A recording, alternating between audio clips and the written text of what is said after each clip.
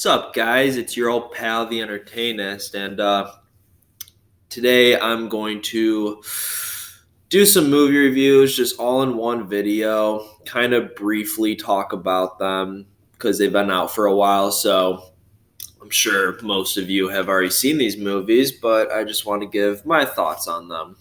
So I'm going to talk about Lion King, Midsummer, Spider-Man Far From Home, and Toy Story 4. Let me think about what order they came out. I think Toy Story 4 was first. All right. So Toy Story 4, I thought was the funniest out of all the Toy Stories. I was a little nervous going into it because 3 just had such a great conclusion to the story of Andy and Woody and all the other toys' relationship. And I was just like, I think a fourth one just seems kind of like a money grabber. It's kind of like, pushing it a little bit. But I actually really enjoyed the movie, and I could definitely tell that this movie was made for the, people that grew up on all the Toy Story films. I was born a year after the first one came out, so I was obsessed with it. Grew up with it. Buzz Lightyear was like my favorite cartoon character growing up as a kid. And yeah, this one, just really hit home for me and really brought me back to my childhood. And I thought it was hilarious. The jokes were definitely geared towards, adults and young adults and teenagers. Like, kids will enjoy this movie too, obviously, but they're not going to appreciate as much as people my age and a little bit older than me and a little bit younger than me. I definitely think it was better than the third one as far as like where the story was going, because it has a good message and story. How the third Toy Story was about Andy growing up and letting go of, his childhood and realizing he's not a kid anymore, and how this is just focused on the toys really, and Woody especially, and how, it's letting him trying to let go of Andy because he's not with Andy anymore. And you know what? If you grew up with this movie and Toy Story like was one of your favorites and holds a special place in you, then this one's really going to hit you in the feels. That's all I'm going to say in case you haven't seen it. I'm still not going to spoil any of these just in case there are people out there that haven't seen any of these movies yet. But, I'm going to jump timelines here for a second. And, oh, yeah, by the way, Toy Story, I'm going to give a 5 out of 5 stars. I think Toy Story is the best franchise where all 3 of the movies are just perfect. I don't have an issue with any of them, and it's not even just for nostalgia reasons. Like, I go back and watch them. They're terrific movies. They're the best Pixar movies, and definitely up there in like the top 5 like Disney movies for me. So yeah, Toy Story, 5 out of 5 stars. Now let's talk about a movie that I can't spoil because you've seen it before. If you haven't, I'm sorry, I'm going to spoil this. The Lion King. I know that a couple movies came out. Actually, two of the other movies I'm talking about on here came out before Lion King. But whatever, I'm talking about Lion King. Staying on the Disney topic. So The Lion King is literally a shot-for-shot remake of the original, which I loved. If you want something different, like I know some people are like, it's the same movie. Like, why would I go see a movie I've already seen? Then you're not going to enjoy the movie because it literally is the same movie. Maybe some stuff was tinkered with here and there to make a slight few adjustments, but overall, it's the exact same movie. I thought some of the voice acting was perfect, and then some not so much. I honestly didn't care for Scar in that movie. I wish they brought back the original guy, Jeremy Irons. I thought he nailed the role of Scar, of just being like a little bit sarcastic and being kind of a smartass and being so charismatic. But overall, I thought it was great. They did cut the song "Be Prepared" for a little bit.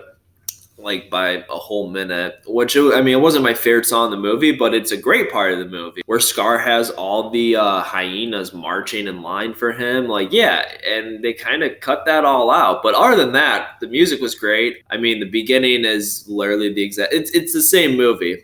The one thing I'm going to say, however, and I'm going to sound like an asshole here, but I truly felt this way, and I thought I should let you guys know. I'm going to be honest here. I thought Mufasa's death in the original one was more devastating than in this remake. It's not that it wasn't still sad. It still is a sad scene and sad part of the movie. But just the way the scene went about it, I don't know. There's just something more impactful with the original one. How Scar gets up in his face, and he's like, "Long live the king," and then throws him off, and it's like all, slow motion and very dramatic. In this one, I don't know. It was too cheesy and artsy with it. I don't know. I felt like it was a little more tragic in the original than in this one. In this one, Scar like screams it, "Long live the king!" And I'm like, oh, well, for some reason that made me not as sad about it. I don't know. But overall, I love The Lion King. I saw an IMAX, which was the way to see it.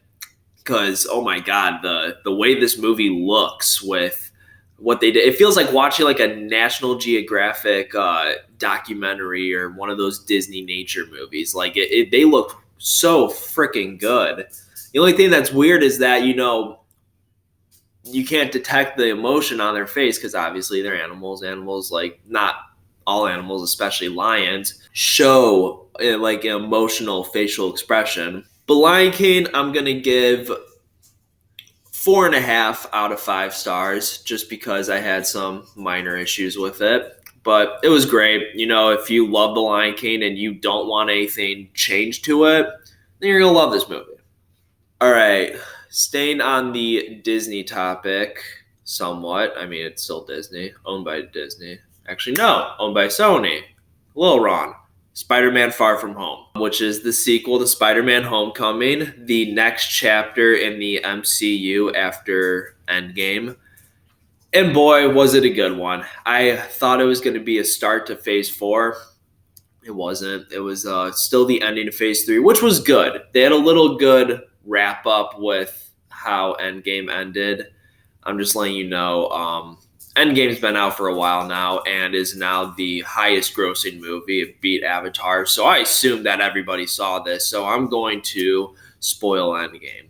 So yeah, it picks up. If you haven't seen Endgame, just skip this part. Yeah, it does touch up Iron Man's death because, he played a big part in Peter Parker's life and is kind of the reason why he's the Spider-Man he is today.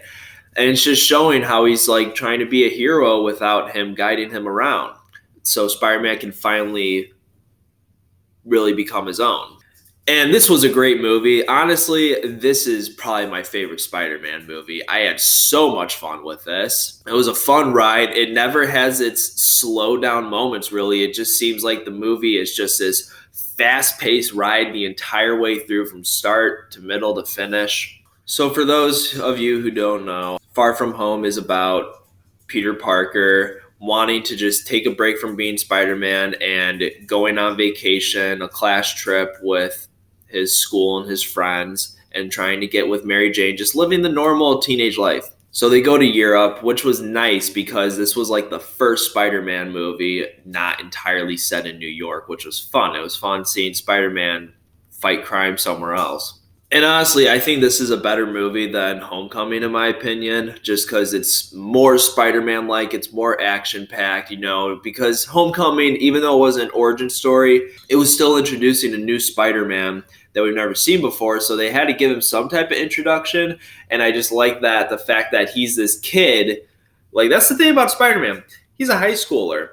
He's a kid. he's not supposed to know how to use these powers right away. That's why I think Tom Holland's the perfect Peter Parker in Spider-Man. He nails the role, and he does in this one as well.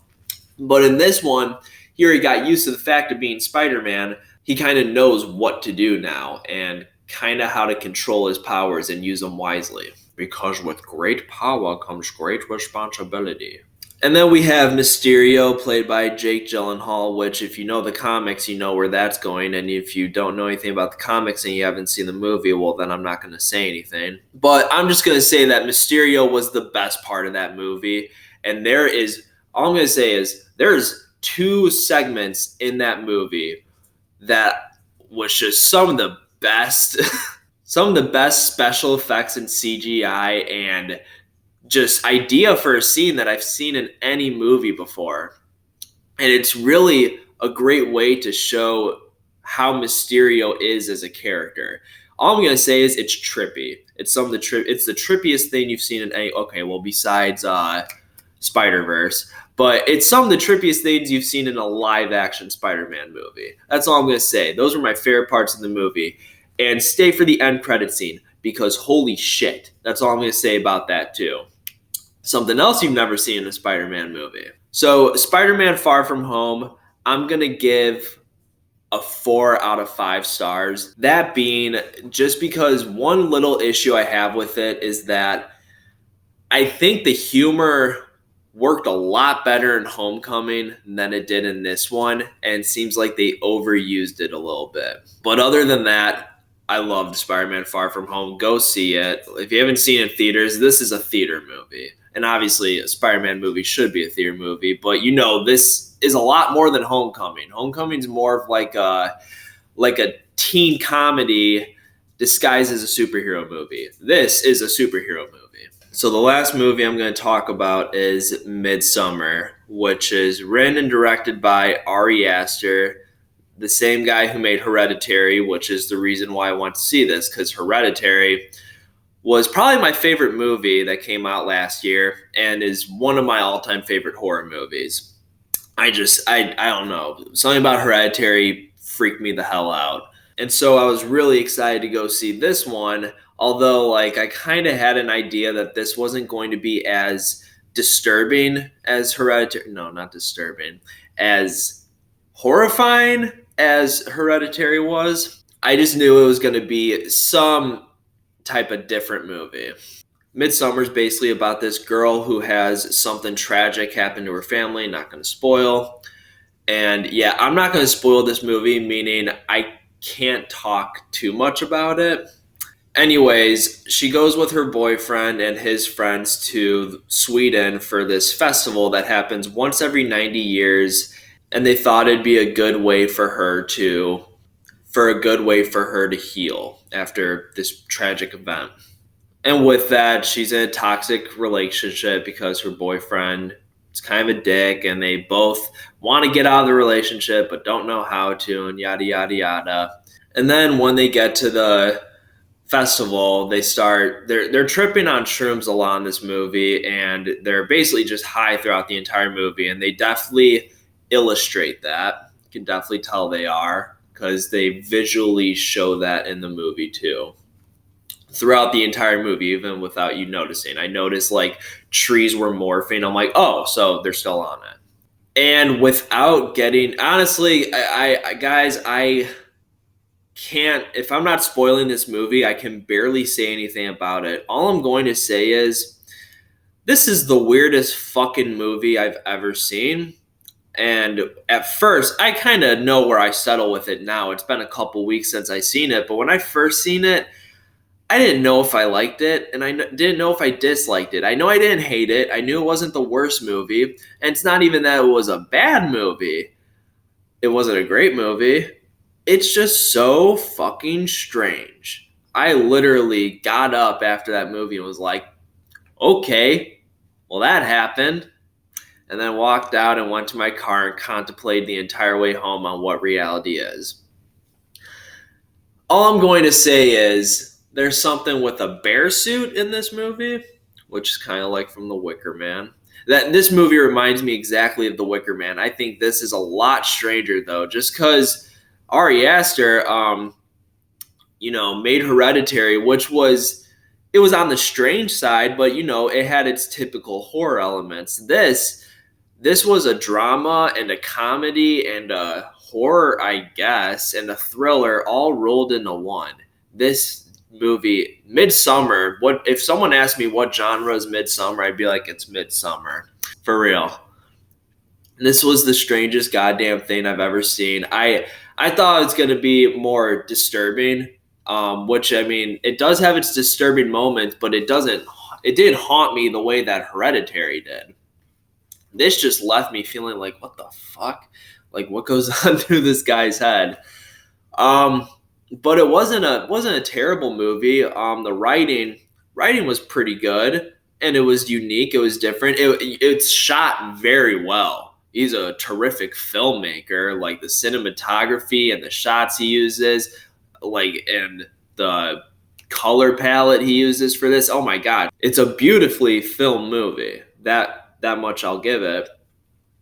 But just what he does in the movie, just I don't know. It was just a very, very strange movie, very out there. And I kind of expected it, but at the same time, I didn't know what I was in for.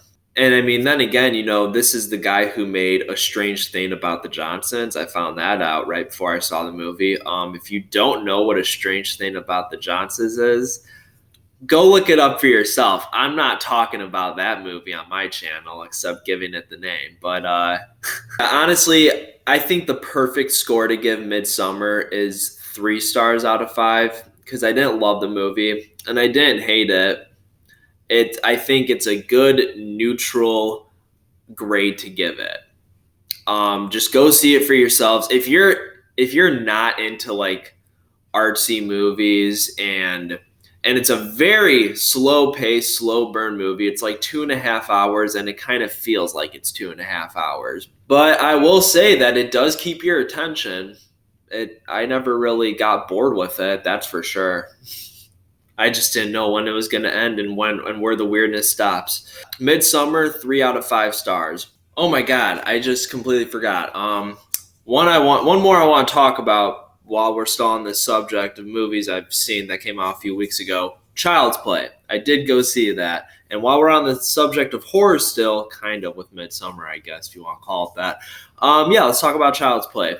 I was not looking forward to this, not too much, just because of how they changed up the story for Chucky. It's not Charles Lee Ray anymore. And I'm like, well, that's the whole point, Chucky. This robot thing doesn't sound that interesting. And I just thought, remakes are not that good. That's all Hollywood relies on nowadays, and a remake of Child's Play, really. But I actually really enjoyed this movie. I thought it was very good, actually. When you go into it expecting it to be this scary-ass movie, I mean, let's be real here. Chucky's not scary. Maybe for kids, because, it's a killer doll. But if you're 20 years old and you're scared of Chucky, really? So yeah, you gotta go into this movie understanding that it is not taking itself that seriously. It's very self-aware of what they are doing and the route they're going with it. And when you know that, this movie's a fun watch and it's kind of hilarious. The reason why it's a little different now, and without getting into spoilers, I can't explain why Chucky's an evil doll without spoiling something. Just, they explain it right in the beginning. That much I'll tell you. They explain why this doll's evil right in the beginning. And so with that, Andy's mom works at the toy store that sells the buddy dolls. That's what they call them in this, instead of good guys. And it's the hottest new selling toy. And this toy can, control your temperature in your house. It gets hooked up to your Wi-Fi. It definitely seems like something that would come out in this day and age with all the cool technology we have. It definitely fits in, right? And I thought, and as soon as they kind of introduced that and how the doll works, I'm like, okay, this works in this generation. All right, so the robot thing does make sense. The doll's supposed to be the kid's best friend and just, have the kids back no matter what. And that's exactly what Chucky does in this movie. He basically, instead of this doll trying to kill this kid and take the kid's life back, or take the kid's body so he can be a human instead of a doll, it's an evil doll that is doing his job protecting the kid that he's supposed to and being his best friend. So if like anything remotely pissed off Andy or hurt Andy, Chucky's going to go after that person.